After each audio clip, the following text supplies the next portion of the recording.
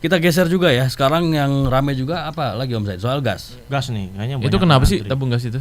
Cie. Iya, itu kan. Pas saya sampai nggak bawa pempek ini gara-gara tabung gas, jangan-jangan jadi ini. tetangga saya itu udah banyak yang nggak jualan itu.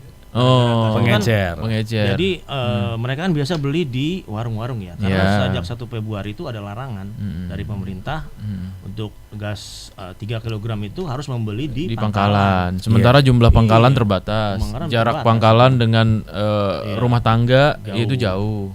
Dan ya juga kan? kalau malam itu repot tuh. Pangkalan biasanya jam 5 sore udah tutup. Iya, betul. Sementara kalau di warung-warung Madura kan mereka 24 jam ya. Nah, itu bagaimana kira-kira Pak ininya? Solusinya lah gitu. Artinya ini kan memang persoalannya sebenarnya baik ya terkait soal ini kenapa harus di Tujuannya pangkalan ya. tujuannya itu kan karena untuk menghindari kenaikan harga yang melebihi harga eceran tertinggi ya kan, terus kemudian mencegah terjadinya penimbunan, pengoplosan gas dari yang subsidi ke non subsidi gitu ya kan. Supaya tepat sasaran juga. Supaya gitu tepat ya. sasaran karena kerugiannya sampai triliunan tuh katanya negara tuh. Iya kan? Nah, kalau menurut Pak Said apa yang harusnya dilakukan sebelum menentukan atau memutuskan adanya kebijakan bahwa pembelian itu harus di pangkalan? Berarti kan harusnya perbanyak pangkalan ya, Pak ya? Ya, jadi kalau saya lihat dari beberapa hari ini ya pemberitaan juga ya. Itu kan berarti pemerintah pasokan gitu loh. Pasokan biasanya tuh saya tanya tuh waktu wartawan kita tanya tuh di pangkalan. Itu biasa 100. Cuman kan permintaan sangat tinggi gitu loh. Iya. Nah, artinya kalau memang pemerintah mau tetap melaksanakan kebijakan yang 1 Februari itu memang yang harus di pangkalan, pasokannya harus ditambah untuk meredam ini gitu loh. Iya. Iya kan? Dan Karena jalur distribusinya, Pak? ya harusnya ya yang pertama itu pasokan juga saya bilang. Iya. Karena di pangkalan itu kan kita ya harus ditambah tuh. Biasanya 100 200 gitu. Cuman kan itu memang butuh waktu. Pemerintah juga kan menyatakan bahwa silakan warung pengecer mau jadi agen gitu, mau jadi pangkalan itu bisa daftar ya. Cuman kan butuh waktu itu, Pak. Iya. 1 bulan kalau nggak salah ya, Pak. Iya. Nah, solusi jangka pendek seperti itu. Kalau menurut saya atau ditunda nih pelaksanaannya gitu loh. Karena kasihan sekali nih kita nanti juga akan menyambut Ramadan ya. Iya. Nggak mungkin lah kurang tiba-tiba dari jam sebulan 2 malam mati. Habis gas ya, habis pas buat gas, sahur iya. tuh. Pangkalan kita gedor-gedor bukanya jam 7. Iya. Repot kan? Iya. Nah, itulah makanya artinya ya solusinya mungkin pimpinan ya pemerintah lah ya, artinya ya harus memikirkan itu gitu. Iya. Kalau menurut kita sih ya masukan-masukan ya pasokannya dulu harus ditambah gitu. Kalau memang ya untuk meredam gitu loh gejolak di masyarakat, kadang sudah antri panjang, nggak dapat mereka. Gitu. Ini kan tujuannya adalah untuk menghindari adanya penimbunan. Cuman kan yang namanya pedagang kecil, pengecer, modalnya kan nggak besar-besar amat. Kekuatan finansial mereka sampai di mana sih sehingga bisa menimbun sebegitu gitu kan. banyak tabung ya. Ya paling untuk pedagang kecil kan 5 sampai 10 tabung kan. Di apakah itu masuk penimbunan? Nah, itu kan hanya 5 sampai 10 itu kan tabung. stok biasa. Sementara kalau misalnya nanti dialihkan semuanya ke pangkalan, apakah ini menjamin tidak ada penimbunan atau permainan? Memang disebutkan oleh Pak Bahlil bahwa nanti kita gampang nindaknya kalau agen resmi, mitra Pertamina, gitu, udah jelas nih siapa yang bermain. Tapi apakah itu menjamin?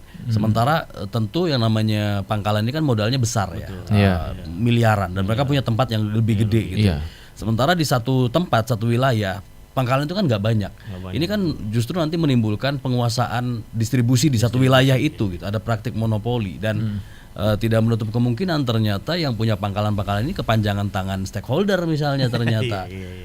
Sehingga ada monopoli di sana, ada penguasaan distribusi di satu wilayah gitu kan. Ini kan tetap menimbulkan dampak-dampak lain gitu loh. Sementara mematikan juga mungkin pedagang kecil yang selama ini nyari tambahan dari jualan gas, konsumen akhir juga kesulitan.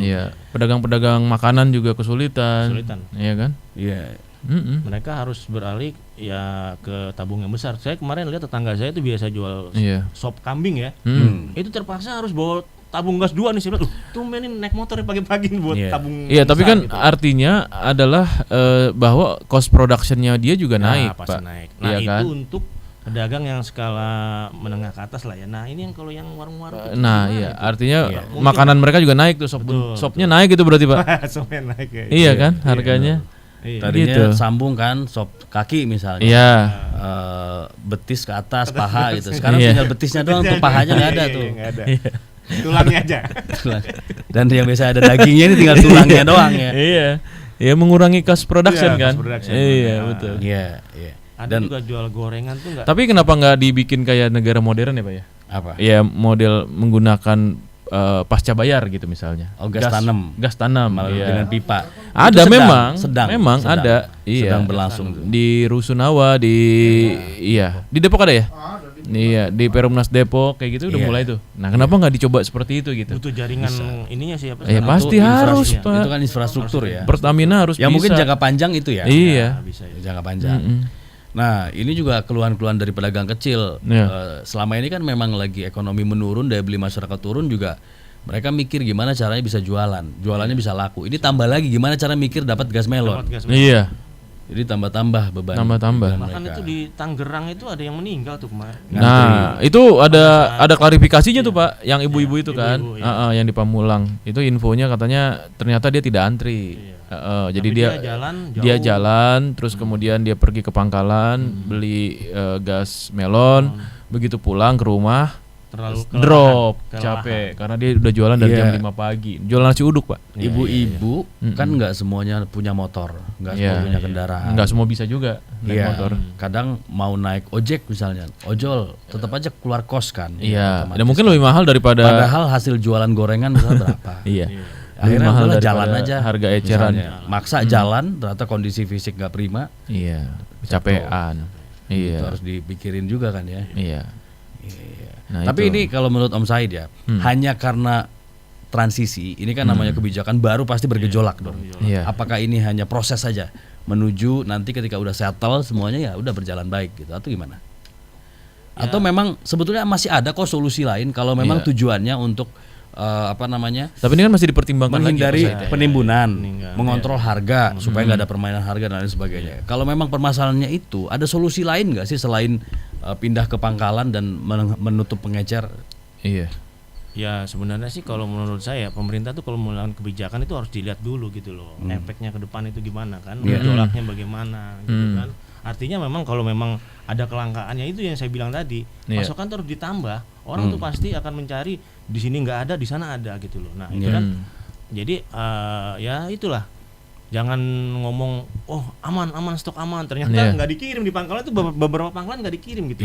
Nah itu yang jadi masalah gitu. Artinya sebelum memberikan kebijakan ya harus turunannya apa gitu loh, harus disiapkan lah step-step, langkah-langkah matang ya, matang jadinya. Jadi publik juga nggak kaget, nggak panik buying. Sosialisasinya juga kurang tuh kayaknya. Mungkin juga kejadian panik buying di lapangan ya. Atau juga ada trial and error juga gitu. Jadi emang melakukan dulu nih riset pasar dulu nih. Kalau di pangkalan seperti apa sih gitu. Ya kan? Jadi ketahuan. Cuman kan ini kebutuhan premier ya. Iya, gak semua bisa orang trial and error kayak gitu. Harus mateng. Iya sih. Jangan tiba-tiba kaget pasti. Termasuk juga kalau ada pasokan gas yang 12 LPG kan juga harus, maksudnya kalau itu habis kan orang pasti akan beli itu gitu. Nah ini nggak ada juga gitu di semua tempat gitu. Ya tapi yang jadi catatan juga banyak orang-orang yang mampu juga masih punya tabung gas melon itu. Mas Andri punya nggak? Ini soal tepat sasaran ya. Iya. Kan keterangannya gas melon ini untuk keperluan rumah tangga. Tapi nggak ditulis tuh rumah tangga miskin atau rumah tangga kaya, nggak ada. Nah harus ada regulasinya kan. Atau karena udah ditulis kan di tabungnya untuk masyarakat miskin, bersubsidi. Tuh. Iya. Jadi di situ ya udah orang udah tahu bahwa yang mampu juga kan sebenarnya standarisasinya apa gitu, yang boleh dan yang tidak boleh membeli itu. Ini kan masih belum clear gitu. Sebenarnya kan harusnya kan ya yang mampu-mampu jangan belilah tabung gas 3 kilo lah, itu udah bukan haknya. Cuman gitu. Kan gini Om, pom bensin aja yang udah jelas nih, cc-nya berapa yang beli Pertalite, tetap aja Pak mobil-mobil mewah tuh masih maksa ngantri. Ada gitu. Padahal dia nggak punya itu ya barcode ya. Iya makanya. Nah itu deh. Budayanya juga masyarakatnya yang harus dibenerin. Benar. Jadi fix nih pindah ke Auckland nyusul Pak Pemret. Iya. Ada subsidi nggak ya di Auckland ya? Kita lupa nanya tadi kita. Oke, kita baca dulu sedikit komen-komen dari Sobat iNews ya. Dari Pak Soleh, atas kebijakan Bahlil udah makan korban jiwa karena kecapean untuk mencari gas 3 kilo. Pak Prabowo tolong di reshuffle aja. Oke. Ada Bu Rini Sohi yang punya 3 mobil 5 motor masih pakai gas melon. Nah itu Tetap ya nggak mau rugi ya. Lumayan beli gas murah kata gitu. iya. Ada juga dari Pak Rasidin Rossi. Tolong sampaikan ke Pak Prabowo solusi mudah simpel agar masalah LPG 3 kilo selesai dengan cepat, aman dan akurat. Pastikan dulu bahwa di tiap desa atau kelurahan harus ada minimal 3 agen gas LPG resmi. Nah, Ketersediaan LPG ini perimeter berapa dari rumah warga itu iya, harus pastiin. pastikan juga. Jangan gitu jauh-jauh gitu. Dan Iya, bukannya mungkin bisa lebih panjang, nggak jam 5 tutup. ya. 24 jam sih. Nah, iya. Agar tidak ada lagi antrian, tidak perlu lagi jadi hantu gentayangan jauh-jauh muter-muter cari gas LPG. Karena selama ini pangkalan agen gas resmi adanya di kota-kota, sedangkan di desa-desa adanya penjual eceran aja. Oke, ada Ko Andrea, selamat pagi. Auckland, New Zealand bagus untuk pensiun, untuk anak muda mereka kurang betah. Rata-rata merantau keluar terutama Aussie. Karena gaji di Aussie lebih besar daripada di New Zealand, negara yang lebih banyak domba daripada manusia. Sepi sekali katanya. Transport juga tidak seramai dan terintegrasi seperti Aussie. Oke. Iya. Ada Pak Mahmuri, gasnya warna hijau. Oke gas, gasnya susah dibeli kecuali di agen Oke Gas. Pemerintahnya cuma mikir untung bukan mikir susahnya rakyat. Oke Gas. Oke. Itu dia. Iya. Ya mungkin bisa juga tiba-tiba ada pengusaha pangkalan dadakan nih. Wih, di sini belum ada agen nih. Iya. Jadi- Tapi ini potensi bisnis untuk jadi pengusaha itu ya. Iya, pangkalan Pertamina ya. Iya, sementara tabung gas. pengecer udah nggak dapat Iya. ini pemasukan Ayo tambahan. kita yang bikin sebenarnya. usaha. Boleh. Gua ada goceng nih. Daftar nih kita nih.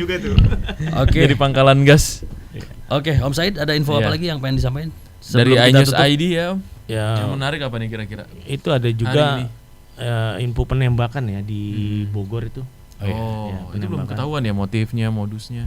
Motifnya sih sedang diselidiki oleh Polres Bogor ya. Iya. Karena ada saksi juga di situ Iya. yang melihat itu korban itu tertembak, dan juga korban itu sempat cekcok dengan salah satu seorang lah di pasar, di depannya tuh ada pasar tuh. Iya. Nah itu di situ. Nah itu mungkin polisi sedang menyelidiki CCTV, meminta keterangan. Ya mudah-mudahan dalam waktu dekat itu terungkap gitu loh motifnya. Tapi makin apa. banyak orang yang menggunakan senjata api ya. Ya senjata api itu. Bahaya nih. Iya. Kalibernya 9 mm loh itu. Gede dong ya. Iya. Kalau Biasanya saksi berapa sih?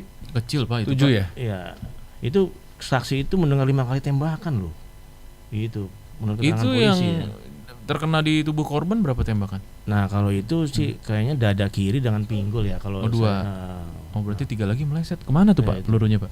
perlu nyasar. Nanti ya kita update lagi. Iya, ya. iya. Oke. Baik kalau begitu. Om Said, thank you ya. Om Said makasih ya sudah atas mengupdate. waktunya. Luar Mudah-mudahan biasa. iNews.id semakin setia memberikan informasi yang Iya, komprehensif kepada para pembaca, para pencari berita, Betul. sehingga ini juga bisa menjadi saluran distribusi informasi untuk mencerdaskan bangsa. Oke, sehat terus ya, sukses selalu. Baik, Sobat iNews, sampai di sini kebersamaan kita di Morning News edisi hari ini. Kita jumpa lagi besok di jam yang sama. Saya Fadli Sungkara Saya Andri Susanto. dan juga tim yang bertugas pada pagi hari ini mengucapkan terima kasih atas atensi Anda. Selamat pagi, Sampai jumpa.